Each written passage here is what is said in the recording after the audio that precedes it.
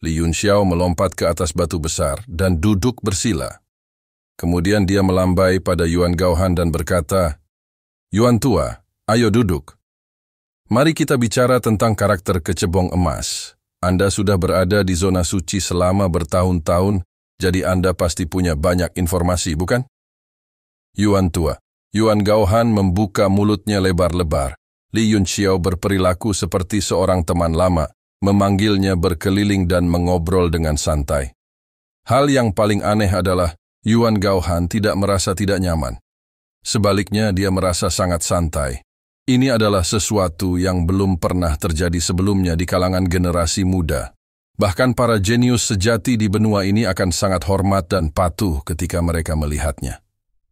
Jika dia tidak berbicara, mereka tidak akan berani mengucapkan sepatah kata pun. Belum lagi memanggilnya Yuan tua dan menggunakan gonfalon pemakan jiwa untuk mengancam dan membujuknya. Yuan Gaohan ingin marah, tapi tidak bisa. Dia sama sekali tidak merasa tidak nyaman, seolah dia harus pergi dan berbicara baik dengannya. Dia menekan rasa penasarannya dan mendengus. "Han Yinshan sangat menghargaimu, jadi dia pasti sudah memberitahumu banyak hal tentang ini." "Ya, saya sudah membaca beberapa, tapi pengetahuan saya sangat terbatas. Han, Shi, Fu, di alam seni bela diri surga. Orang yang paling banyak mempelajari hal-hal ini adalah zona suci dan laut transformasi ilahi." Li Yunxiao ragu-ragu sejenak, menyebut Han Yinshan sebagai guru benar-benar membuatnya merasa bersalah. Dia mendengus dingin dan berpikir dalam hati, "Han Yinshan, aku akan membiarkanmu memanfaatkanku untuk saat ini. Lain kali, aku akan membalasmu dengan penuh minat." Han Yinshan yang malang. Dia telah menjadi musuh Yuan Gaohan tanpa alasan dan dibenci oleh penghasutnya. Dia benar-benar tidak bersalah. Benar saja, dia adalah murid Han Yinshan. Yuan Gaohan sudah mengambil keputusan. Baru kemudian dia mengungkapkan sikap luhur sambil menjelaskan, "Kata-kata yang kita gunakan sekarang hanya digunakan untuk bertukar informasi. Namun di zaman dahulu, ada jenis kata yang tidak hanya dapat digunakan untuk bertukar informasi, tetapi juga dapat digunakan untuk menyingkat hukum dunia. Kata-kata seperti kecebong ini tidak hanya berisi sejumlah informasi tertentu, tetapi juga mewakili sejumlah hukum dunia." Li Yunxiao merasa sedikit tertahan di dalam hatinya dan menyela. "Saya sudah mengetahui hal-hal mendasar ini. Mari kita bicara tentang sesuatu yang lebih mendalam. Asal dan arti kata ini, ada yang sudah hitung jumlah totalnya. Sekarang tempat suci telah menguraikan aspek ini. Berapa banyak kata yang dapat kita kenali?" Yuan Gaohan tercengang. Dia merenung dan berkata, "Dari mana kata-kata ini berasal? Tidak ada kesimpulan. Tapi yang pasti itu pasti ada hubungannya dengan pakar negara Dewa kuno. Bahkan ada yang berspekulasi bahwa kata-kata ini mengandung rahasia alam ilahi dari 10 arah. Alam ilahi dari 10 arah. Jantung Li Yunxiao berdetak kencang. Dia juga memiliki pemikiran yang sama, meski ia sudah mengetahui keberadaan karakter-karakter tersebut sejak lama. Namun ia tidak pernah sengaja mempelajarinya. Di laut transformasi ilahi, ada alkemis, peringkat 9 yang tenggelam dalam penelitian semacam ini sepanjang hari. Itu adalah master dari persekutuan alkemis kerajaan Gaga Api Baili Gongjin, Danyan. Dia pasti mendapat banyak keuntungan. Dia harus berkunjung di lain hari." Yuan Gaohan menunjukkan ekspresi menyesal dan menghela nafas. "Ya, alam ilahi dari 10 arah. Selama puluhan ribu tahun, hanya beberapa keberadaan legendaris yang mencapai alam ini. Saya tidak tahu apakah itu benar atau tidak. Tidak ada catatan dari itu di daratan." Matanya penuh rasa hormat dan kerinduan yang tak terbatas. Jantung Li Yunxiao berdetak kencang. Dia memikirkan perasaan ilahi yang telah disegel. Ya, nantian selama ribuan tahun belum lama ini. Sayangnya, waktunya sangat sempit. Perasaan ilahi itu tidak memiliki kekuatan ekstra untuk memberitahunya terlalu banyak. Kalau begitu, apakah Sang Tuari sudah menghitung berapa total kata-kata ini? Berapa banyak yang sudah Anda pecahkan? Murid Li Yunxiao mengerut. Dia menanyakan pertanyaan yang paling ingin dia ketahui. Hati Yuan Gaohan bergetar. Dia memandang Li Yunxiao dan berkata, Ini semua adalah rahasia besar. Bahkan saya tidak tahu. Dia kemudian berkata dengan dingin, berapa banyak yang telah diuraikan oleh Han Yanshan? Li Yunxiao tersenyum tipis dan berkata, bagaimana kalau kita berdagang? Ekspresi Yuan Gaohan berubah drastis. Tatapannya menjadi gelap. Dia berkata dengan marah, saya tidak tahu kata-kata ini. Li Yunxiao melihat reaksinya yang begitu kuat. Dia tersenyum pahit di dalam hatinya. Pihak lain pasti tidak percaya bahwa dia mengetahui kata-kata ini. Dia takut dengan mengancam dan membujuknya. Dia akan mendapatkannya dengan tangan kosong. Lupakan. Memang tidak pantas baginya untuk membeberkan hal-hal tersebut sekarang. Kalau tidak, hanya berdasarkan beberapa karakter kecebong emas ini, tempat suci akan memerintahkan dia ditangkap hidup-hidup. Haha. Li Yunxiao tertawa keras. Dia melompat turun dari batu besar dan berjalan menuju reruntuhan. Dia berkata, ayo pergi. Akan ada peluang di masa depan. Yuan Gaohan mendengus dingin. Ada rasa takut di hatinya. Nilai karakter kecebong emas ini bahkan lebih tinggi daripada teknik pemurnian jiwa cahaya bintang. Menguraikan setiap karakter adalah suatu keberuntungan besar. Sulit mendapatkannya bahkan dengan puluhan ribu emas. Setelah itu, Li Yunxiao tidak lagi menyebut karakter kecebong. Sebaliknya, dia secara acak mengobrak-abrik reruntuhan. Tempat ini telah lama dibersihkan dengan hati-hati oleh orang-orang di tempat suci. Pasti tidak akan ada hal baik yang tertinggal. Seperti yang diharapkan, selain mural, tidak ada apapun. Mural-mural tersebut terfragmentasi dan tidak dapat disatukan menjadi satu cerita yang utuh. Mereka mungkin sedang membicarakan beberapa hal pengorbanan. Seluruh reruntuhannya sangat luas. Tercermin di mata keduanya adalah daratan tanpa batas. Di atasnya terdapat sisa-sisa bangunan dengan gaya yang sama.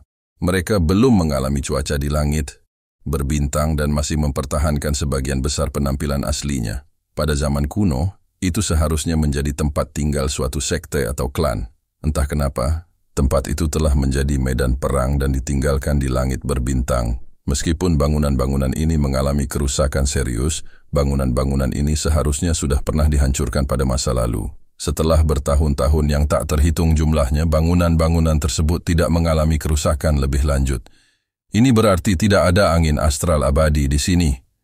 Li Yunxiao berbalik dan menatap Yuan Gaohan menunggu dia menjelaskan. Yuan Gaohan diam-diam terkejut dengan pengamatannya yang cermat. Dia berkata, tempat suci telah menjelajahi tempat-tempat ini berkali-kali. Di pavilion perpustakaan, terdapat gulungan tanah terpencil kuno yang khusus. Ini mencatat beberapa spekulasi tentang pembentukan reruntuhan alam luar ini serta situasi astral abadi angin. Salah satu spekulasi yang paling masuk akal adalah ketika tanah sunyi kuno ini ditinggalkan di langit berbintang, masih ada sejumlah besar energi dahsyat yang menimbulkan kekacauan di sana. Ketika energi ini mencapai keseimbangan, maka terbentuklah angin astral yang paling primitif. Angin astral ini menghancurkan semua bangunan di negeri ini. Saat ini, ada satu atau beberapa ahli maha kuasa yang tidak tega melihat tanah ini dihancurkan. Oleh karena itu, mereka bekerja sama untuk membuka ruang dan memenjarakan angin astral di dalamnya. Setelah bertahun-tahun yang tak terhitung jumlahnya, perlahan-lahan ia berevolusi menjadi angin astral yang mencakup segalanya. Di penjara, Li Yunxiao mengerutkan alisnya dan berkata, orang bodoh mana yang membuat kesimpulan seperti itu? Jika angin astral biasa memiliki kemampuan untuk memenjarakannya, itu sudah cukup untuk memusnahkannya. Jika itu untuk melindungi reruntuhan ini, mengapa harus memenjarakannya? Bukankah lebih baik menghancurkannya saja? Jangan pedulikan hal ini. Di mana angin astral di penjara? Yuan Gaohan terkejut. Setelah dipikir-pikir sepertinya masuk akal.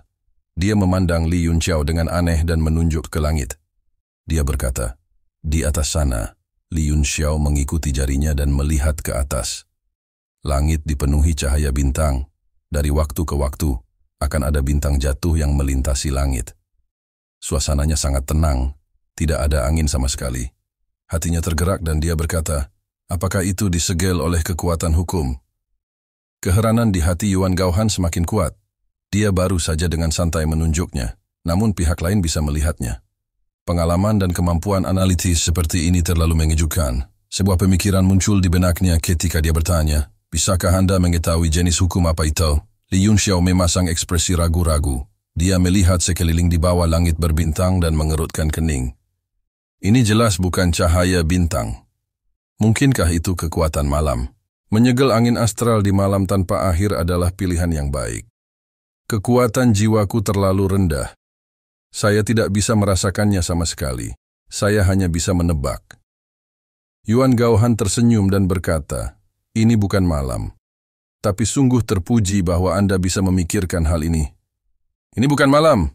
Itu sungguh aneh." Li Yunxiao memberi isyarat diam dan mulai menebak dengan penuh minat. Matanya terus mengamati langit berbintang, mencoba menemukan beberapa petunjuk. Ini bukan bintang, juga bukan malam. Di bawah langit berbintang, kekuatan hukum macam apa yang bisa menyembunyikan kekuatan unsur angin astral abadi dengan begitu diam-diam? Ekspresi Li Yunxiao tiba-tiba berubah. Dia berkata dengan kaget, "Mungkinkah itu kekuatan waktu?" Kali ini giliran Yuan Gaohan yang terkejut. Gelombang besar muncul di hatinya. Dia sedikit lamban. Dia memandang Li Yunxiao dengan bingung dan bergumam pada dirinya sendiri. "Bagaimana kamu menebaknya?" Bahkan Han Yinshan mungkin tidak tahu tentang hukum dunia seperti waktu. Anda, seperti yang diharapkan, mata Li Yunxiao berbinar. Ia memandangi langit berbintang dengan kaget dan berkata, "Sebenarnya ini adalah kekuatan waktu yang paling sulit dipahami. Orang yang menyegel angin astral abadi pastilah makhluk di alam dewa. Dengan kekuatan seperti ini, bahkan angin astral abadi pun bisa dimusnahkan. Mengapa perlu disegel?" Yuan Gaohan juga kaget. Dia tidak pernah memikirkan masalah seperti ini. Sekarang setelah dia ditunjukkan oleh Li Yunxiao, dia juga merasa ada yang tidak beres. Terlebih lagi spekulasi sebelumnya kini tampak semakin tidak masuk akal. Lalu bagaimana kita bisa memecahkannya? Li Yunxiao memandang Yuan Gaohan dan bertanya. Dia hanya ingin tahu tentang keraguan itu, tapi itu tidak masalah. Sekalipun ada masalah, setelah bertahun-tahun, masalah itu sudah lama dimusnahkan. Yuan Gaohan kembali sadar. Dia tidak berani meremehkan Li Yunxiao lagi. Dia bahkan menempatkan Li Yunxiao pada level yang sama dengannya dan berkata, "Tidak ada cara untuk memecahkannya. Kekuatan waktu ini sangat dangkal, hanya menyegel angin astral selama 24 jam. Selama bintang serigala tersegel, bintang suami giok dan bintang anjing besar membentuk satu garis. Cahaya bintang akan turun dan membuka waktu. Sejak saat itu, angin astral primordial yang dapat melelehkan apapun akan muncul." Dia sepertinya telah melihat kekuatan angin astral abadi. Wajahnya menjadi agak pucat. Li Yunxiao memandangi 3 bintang besar itu. Dia melihat bahwa Sealed Wolf Star dan Great Dog Star sudah berbaris. Bintang giok berada di sisi kiri garis. Terima kasih telah menonton. Jangan lupa like, share, dan subscribe guys.